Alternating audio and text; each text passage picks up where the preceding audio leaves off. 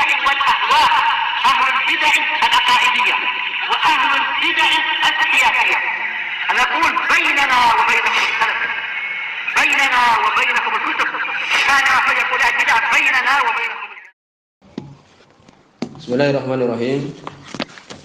Alhamdulillah wassalatu wassalamu ala Rasulillah wa ala alihi wa sahbihi amma ba'd. Kita akan meneruskan kitab Bulughul Maram min Adillatil Ahkam yang ditulis oleh Al-Hafidz Ibnu Hajar Al-Asqalani rahimahullahu taala. Pada pertemuan telah lewat kita sudah menyelesaikan bab adabi qadail hajah.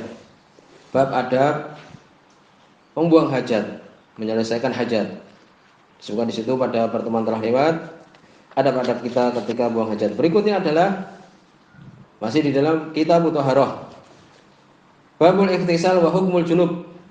Bab yang membahas tentang mandi dan hukum orang yang junub. Junub dikatakan dari janaba, yakni jauh.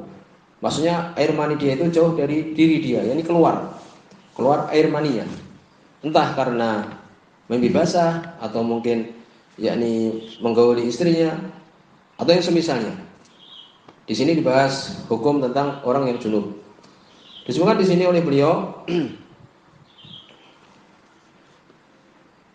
hadis nomor 102. Jadi mungkin sebagian mempunyai catatan yang lain atau bab di sini. Ini hadis yang pertama disebutkan 103. An Abi Sa'id Al-Khudri radhiyallahu anhu, dari sahabat Abu Sa'id Al-Khudri, Sa'ad bin Sa'id bin Sinan radhiyallahu anhu, qala, beliau mengatakan, qala Rasulullah sallallahu alaihi wasallam, berkata Rasul sallallahu alaihi wasallam, al-ma'u minal ma', air itu dari air. Rawahu Muslim wa asluhu bil Bukhari. Semua dari Imam Muslim dan asalnya di dalam Sahih Bukhari. Al-ma'u minal ma', maksudnya adalah air yang digunakan untuk mandi itu berasal dari air mani. Maksudnya adalah dengan keluarnya air mani itu, maka wajib untuk seseorang mengguyurkan air ke badannya, yakni mandi. Yakni maksudnya seperti itu. Al-ma'u minal ma'. Hadis ini diperbincangkan oleh para ulama. Kesimpulannya adalah hadis ini adalah mansukh, dihapuskan dengan hadis yang akan datang. Atau maknanya adalah penyempurna dari hadis setelahnya.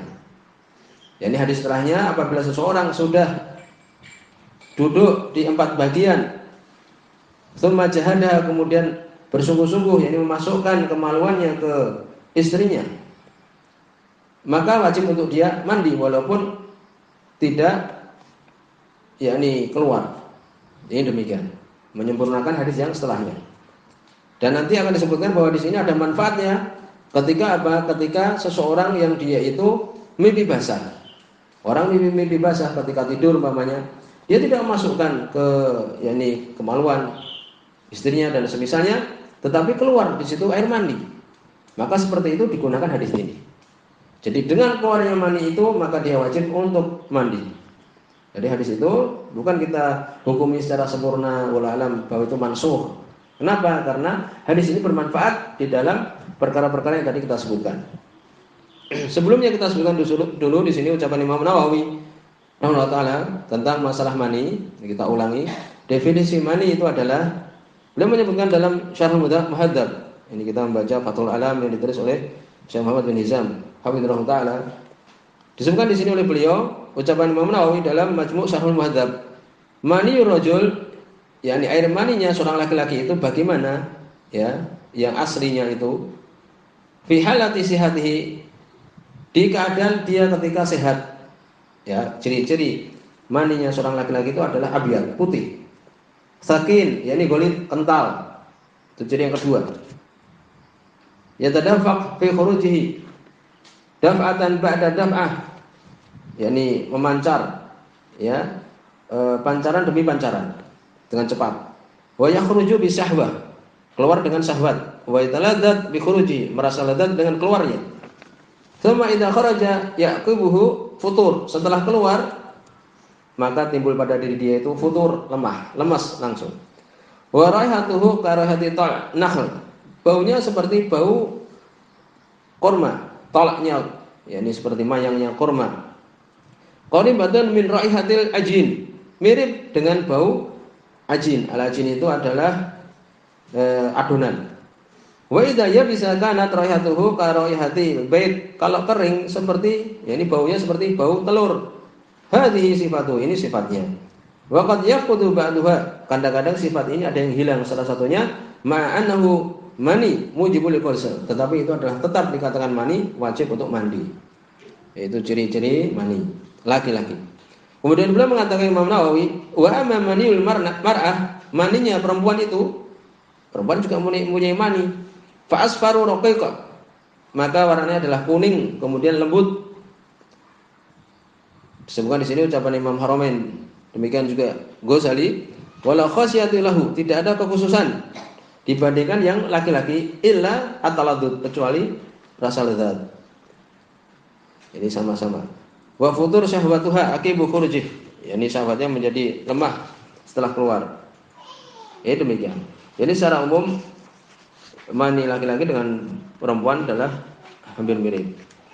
Kemudian disebutkan, yakni setelah pembahasan hadis ini tadi, tentang apa? Tentang khurujul mani yujibul ghusl. Wajibnya mandi apabila keluar air mani. Dengan keluar air mani maka wajib untuk seorang itu mandi. Ya, disebutkan di sini oleh Ibnu Qudamah di Al-Mughni. Ya, demikian. Disebutkan wala na'lamu fihi khilaf. Ini adalah ucapan para ulama secara umum dan tidak ada khilaf menurut beliau. Kemudian disebutkan tentang permasalahan keluarnya air mani karena sakit. Bagaimana ini? Terjadi perselisihan karena sakit sekali kemudian dia keluar mani. Sebutkan bahwa Syaikhul Ibnu Taimiyah, Syaikhul Utsaimin, demikian juga Syekh bin Baz, beliau semua mengatakan tidak wajib mandi. Ya demikian. Sebagian ulama mengatakan wajib mandi kalau itu adalah mani walaupun karena sakit. Kemudian berikutnya, wallahu alam kalau memang dia sakit ya tidak wajib untuk dia mandi. Kemudian juga bagaimana kalau seseorang merasa akan keluar maninya? Kemudian fa'amsaka, dzakarahu, dia memegang kemaluannya, yakni ditahan tidak keluar. Bagaimana ini?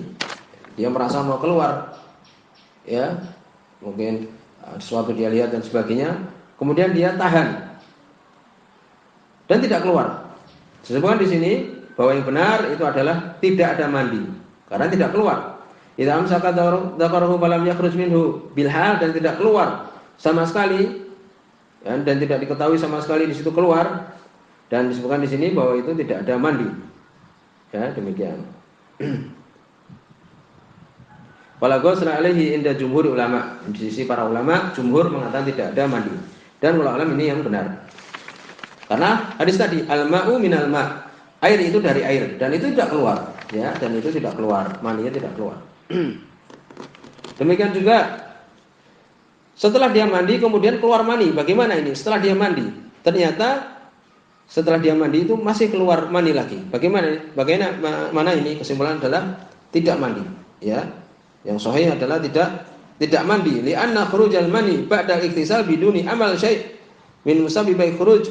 Ya, karena keluarnya mani itu setelah mandi bukan dengan sebab amalan apapun yang dia lakukan sehingga keluar. Ya, ini demikian. Ini demikian disebutkan. Kemudian berikutnya hadis nomor 104.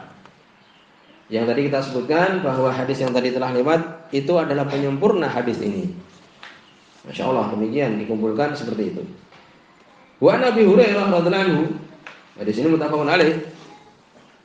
Dari sahabat Abu Hurairah radhiyallahu anhu, qala, beliau mengatakan qala Rasulullah sallallahu alaihi wasallam. Berkata Rasulullah sallallahu alaihi wasallam, "Idza jalasa baina syu'abihal arba'," apabila duduk seorang laki-laki di antara cabang-cabang yang 4, ma'ruf, ya, disebutkan yadaha wa rijlaha, kedua tangan perempuan, demikian juga kedua kaki perempuan. Maksudnya adalah jima, ya, mendatangi istrinya. Tsumma jahadaha, kemudian dia bersungguh-sungguh kepadanya. Disebutkan yakni memasukkannya. Demikian. Faqad wajibal ghusl, maka wajib mandi. Setelah dia duduk di tempat yang 4 itu, kemudian dia memasukkannya. Itu makna tsumma jahadaha. Yakni dakhala. Jahada di sini adalah dakhala, memasukkan. Tagibu hasyafah fil farj. Ini masuknya, hilangnya hasyafah, kemaluan laki-laki itu yang depan itu ke dalam kemaluan perempuan. Ya, demikian. Faqad wajib al-ghusl, maka wajib dia mandi. Muttafaqun alaih, oleh Imam Bukhari dan Imam Muslim. Wa zada Muslim, Imam Muslim menambahkan lagi, wa ilam yunzil, walaupun tidak keluar mani. Yang penting dia sudah memasukkan, maka seperti itu wajib mandi. Hadis yang pertama tadi kita sebutkan adalah apabila seseorang yang dia itu mimpi basah, ya kan? Kan tidak ada di situ perbuatan. Hadis yang kedua ini. Itu bermanfaat. Hadis yang pertama keadaan seperti itu. Kalau sudah keluar mani maka juga wajib untuk dia itu mandi walaupun tidak masuk. Demikian. Di sini ada beberapa permasalahan. Yang pertama, hal yajibul ghusl bil jima' biduni inzal. Apakah wajib mandi dengan jima', ya, dengan sudah masuk di situ, tagibul hasyafah fil farj. Ya. Biduni inzal, tanpa dia itu mengeluarkan mani, tapi sudah masuk, ya. Maka seperti ini jelas. Apabila masuk, maka na'am, yakni iya untuk dia itu mandi. Apalagi dalam riwayat Imam Muslim tadi jelas, wa illam yunzil, walaupun tidak keluar. Yang penting itu sudah masuk, ya, sudah masuk. Oleh karena itu disebutkan di sini, walau masal al-khitan min ghairi ilaj, fala ghusla ali bil ijma'. Kalau bersentuhan khitan dengan khitan, ma'ruf khitan, ya. Bersentuhan saja, tetapi tidak masuk, min ghairi ilaj, tidak masuk, maka tidak ada mandi ijma'. Ini paham ya? Demikian permasalahan ini.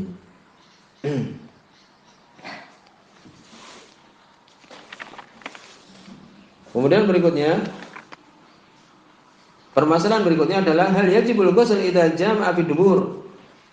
Bagaimana? Apakah wajib untuk mandi apabila mendatangi, ya, istrinya umpamanya di duburnya, ya, awil maitah, atau mungkin bangkai, atau mungkin perempuan sudah meninggal, kalau musta'an, awil bahimah, atau hewan umpamanya, walam yanzil, walaupun tidak keluar, ya, tetapi dia sudah memasukkan. Disebutkan di sini adalah kesimpulannya itu dia mandi. Dhahaba jumhur ahli ilmi ila anna al-ilaj fi farjil mar'ah wa duburiha. Ini jumhur berpendapat dengan masuknya ke kemaluan perempuan, demikian juga duburnya, demikian juga bahkan dubur laki-laki, demikian juga hewan dan sebagainya, ya, maka seperti ini adalah yujibul ghusl, wajib untuk mandi, jelas, ya, seperti ini wajib untuk mandi. Demikian juga kalau dipaksa, ya, kalau dipaksa dan sebagainya juga wajib untuk mandi. Kemudian juga walaupun mungkin ditutup kemaluannya, juga laffa ala dzakarihi khirqah, yakni dibalut kemaluannya itu dengan khirqah, dengan kain atau semisalnya, au kaisan atau plastik dan semisalnya, ya, summa jama'a, kemudian mendatangi, menjimai, maka seperti itu juga wajib untuk mandi. Ya, demikian dalam permasalahan ini. Sampai di sini, subhanakallahumma bihamdika asyhadu an la ilaha illa anta astaghfiruka wa atubu ilaik.